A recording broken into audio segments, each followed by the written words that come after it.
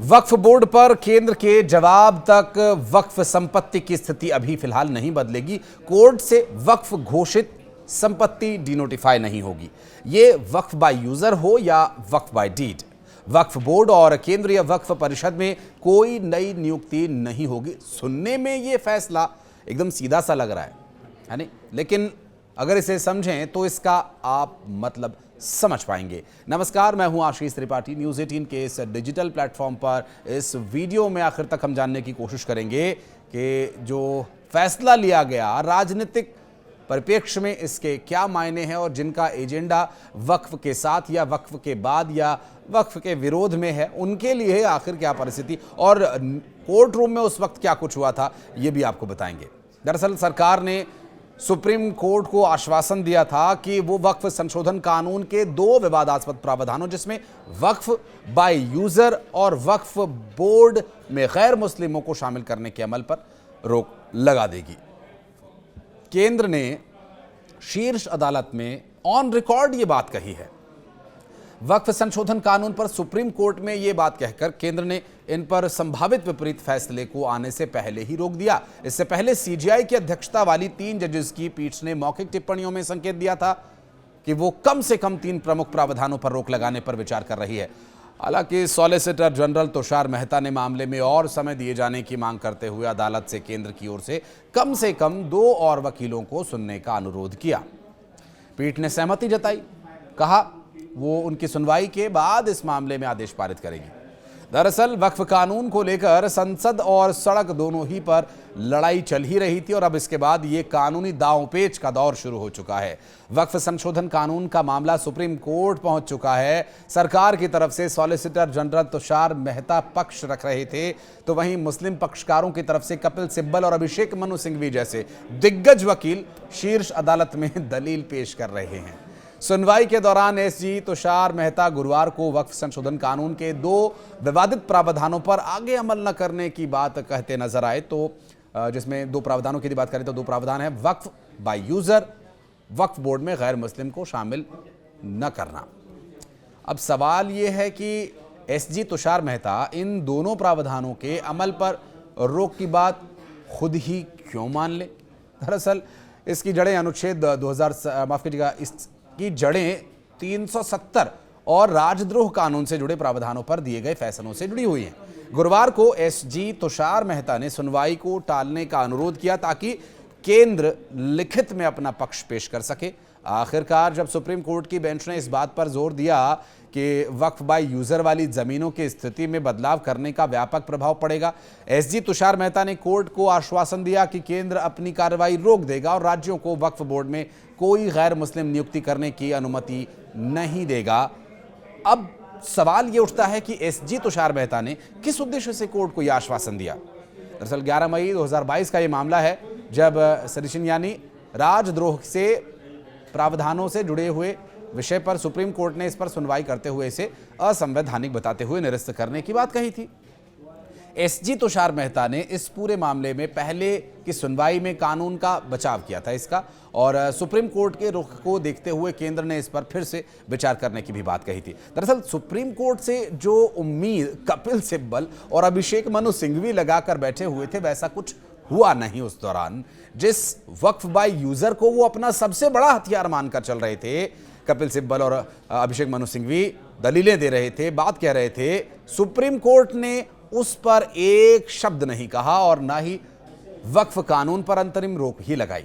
लेकिन हाँ, 1 हफ्ते के लिए जो यथावत स्थिति है वो बने रहने के निर्देश उन्होंने दिए, जैसा कि पहले तक चला आ रहा था। यानी ये आप अगर आसान शब्दों में कहें कि 7 दिन के लिए कानून लागू नहीं होगा, ऐसा कहना कुछ हद तक ठीक भी होगा। हालांकि फैसला सुनाते हुए याचिकाकर्ता के वकील जो कपिल सिब्बल थे, दलील दे रहे थे, बीच में टपक पड़े। मुख्य न्यायाधीश संजीव खन्ना ने उन्हें फटकारते हुए कहा कि बीच में मत बोलो। सीजीआई संजीव खन्ना ने फैसला सुनाते हुए कहा कि वक्फ घोषित संपत्ति और रजिस्टर्ड संपत्ति को 1 सप्ताह तक पहले ही की तरह बने रहने दिया जाए। इस दौरान कपिल सिब्बल बोल पड़े कि वक्फ बाय यूजर भी लिख दीजिए। सीजीआई ने कहा, मैं फैसला लिखवा रहा हूं, बीच में मत बोलिए। उन्होंने कहा कि सॉलिसिटर मेहता ने कहा कि सरकार 7 दिन में जवाब दाखिल करना चाहती है। यह भी कहा तब तक बोर्ड या काउंसिल में कोई नियुक्ति नहीं होगी और वक्फ संशोधित कानून पर केंद्र सरकार को सुप्रीम कोर्ट में अंतरिम राहत तो मिल ही गई है और सुप्रीम कोर्ट ने फिलहाल वक्फ कानून पर स्टे लगाने से बिल्कुल इनकार कर दिया है। सुप्रीम कोर्ट ने कहा कि सरकार के जवाब तक यथास्थिति बनी रहेगी, यानी 7 दिन का जो समय दिया गया तब तक ये सब ऐसे ही चलने वाला है। हालांकि इस पूरे मामले की सुनवाई के दौरान केंद्र ने सुप्रीम कोर्ट को ये बताया कि गैर मुस्लिमों को केंद्रीय या राज्य वक्फ बोर्ड में नियुक्त नहीं किया जाएगा। सुनवाई के दौरान केंद्र की ओर से पेश हुए सॉलिसिटर जनरल तुषार मेहता ने कोर्ट से कहा कि वो संसद से पारित एक्ट पर रोक लगाने जा रहा है। एक्ट के कुछ सेक्शंस को देखकर रोक लगा देना सही नहीं होगा। उन्होंने ये भी कहा कि लाखों लोगों से बात करके इस कानून को बनाया गया और इसलिए सरकार लोगों के प्रति जवाबदेह है। 1 सप्ताह में कुछ बदलेगा नहीं। सीजेआई ने केंद्र से यह भी कहा कि ये उसको सुनेंगे, लेकिन वो ये नहीं चाहते कि स्थिति में बहुत बड़ा बदलाव हो जाए, इसलिए फिलहाल जैसी स्थिति बनी रहे वो ठीक है। पहले जैसी जो स्थिति कोर्ट ने अपने आदेश में बने रखने के लिए कहा है। हालांकि कोर्ट ने वक्फ बोर्ड या काउंसिल में नई नियुक्ति पर भी रोक लगा दी और सीजीआई संजीव खन्ना ने एसजी तुषार मेहता से यह भी पूछा कि क्या 1995 के एक्ट के तहत रजिस्टर्ड संपत्ति पर कार्यवाही नहीं होगी। एसजी ने इस पर कहा कि यह बात कानून का हिस्सा है। कोर्ट ने यह भी कहा कि याचिकाकर्ता पक्ष की तरफ से सिर्फ 5 याचिकाएं ही हों, क्योंकि सबको सुनना तो संभव नहीं है, इसलिए इस पर 1 दिन में फैसला लेकर के ये बताएं। सीजीआई ने कहा कि बाकी याचिकाओं को निरस्त माना जाएगा और याचिकाओं की आगे की लिस्टिंग में किसी का या नाम नहीं लिया जाएगा। साथ ही जिरह करने वाले वकीलों की भी लिस्ट दी जाए। मामले की अब अगली सुनवाई 5 मई को होनी है। 1995 के वक्फ अधिनियम और 2013 में किए गए संशोधन को चुनौती देने वाली रिट याचिकाओं को इस सूची से अलग दिखाया जाएगा।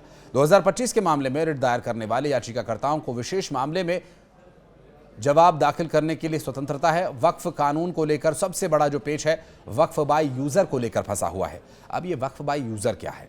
मुस्लिम पक्ष वक्फ बाय यूजर को सुप्रीम कोर्ट से मान्यता देने की मांग कर रहा है। यही वजह है कि कपिल सिब्बल की दलीलों में बार बार वक्फ बाय यूजर का जिक्र होता देखा गया, लेकिन सुप्रीम कोर्ट ने सुनवाई के दौरान वक्फ बाय यूजर और रजिस्टर्ड वक्फ संपत्तियों को न छूने के लिए कहा है। लेकिन तमाम ऐसी संपत्तियां होंगी जिनका कोई रिकॉर्ड नहीं होगा, कोई दस्तावेज नहीं होंगे, तो उनका इस आदेश के तहत क्या होगा? क्या सरकार उस पर कार्यवाही कर सकती है? ऐसी जमीनों के कागज दिखाने के लिए कह सकती है?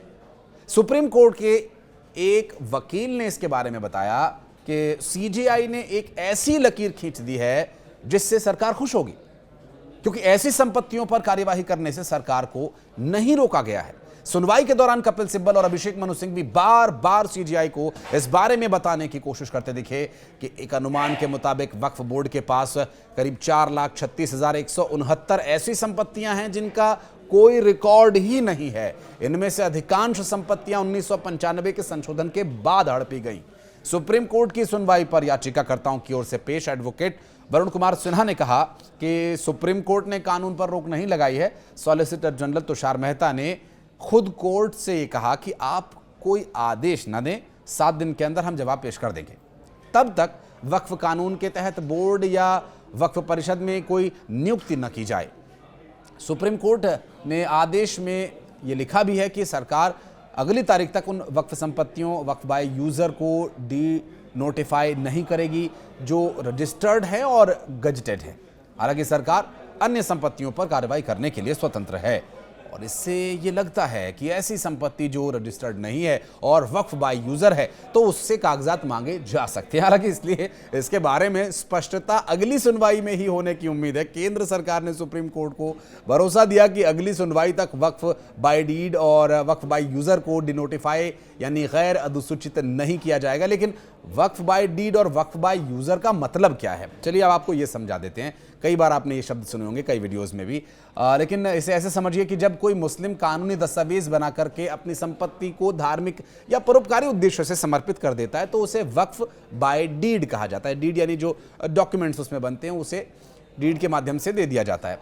लेकिन ये वक्फनामे के रूप में लिखित हो जाता है तो ये संपत्ति जिस उद्देश्य से दी गई है उसके लिए इस्तेमाल की जा सकती है और ये संपत्ति रजिस्टर्ड हो सकती है। वक्फ करने वाले व्यक्ति को मुतवल्ली कहा जाता है। और जब कोई संपत्ति लंबे समय से समुदाय द्वारा धार्मिक या परोपकारी कामों के लिए इस्तेमाल की जा रही हो पहले से, तो उसे वक्फ बाय यूजर माना जाता है। अगर आसान शब्दों में कहें तो जो इस्तेमाल में आ रही है तो वो बाय यूजर होगा, भले ही कोई दस्तावेज इसके लिए मौजूद ना हो। सबसे बड़ी बात ये कि ये लिखित नहीं होता। हालांकि ये कब से इस्तेमाल हो रहा है इसका रिकॉर्ड होता है, क्योंकि ज़्यादातर पुरानी जो मस्जिदें हैं, कब्रिस्तान हैं, दरगाह हैं, वो सब इसी के दायरे में आते हैं। इसका रजिस्ट्रेशन हो ये ज़रूरी भी नहीं है। हालांकि अब वर्तमान स्थिति अगली सुनवाई पर निर्भर कर रही है कि ये बदलेगी या नहीं बदलेगी, और बाय डीड और बाय यूज़र के नोटिफाई करने के विषय पर क्या निर्णय आगे लिया जाता है और सरकार के द्वारा जवाब क्या दाखिल किया जाता है, ये भी देखने का विषय होगा। लेकिन इस बारे में कुछ अगर आप कहना चाहते हैं तो कमेंट सेक्शन में आपका मोस्ट वेलकम है। धन्यवाद।